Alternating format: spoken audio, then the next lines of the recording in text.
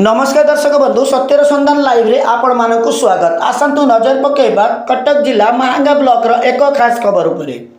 समाजसेवी शक्ति खोलिले जलछत्र।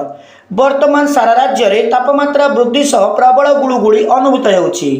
दिन रे तापमात्रा वर्तमान पागापागी 45 रु 48 डिग्री थिरबा बेले पाणीपाग निर्देशिका राज्य रे हीट वेव जारी करिसंती।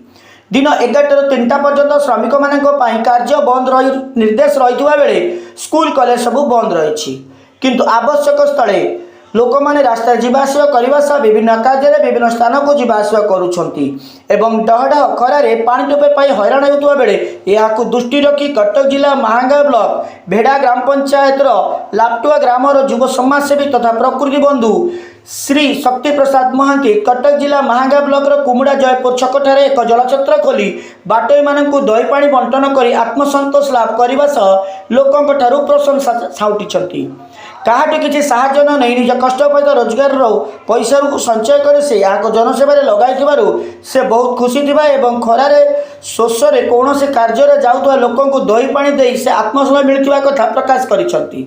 श्री शक्ति प्रसाद जड़े 22 वर्षीय युवक होता बेले एत कम बयस समाजसेवा निजक नियोजित कर स्थानीय जनसाधारण तांकर कार्य को प्रशंसा करिसेंती।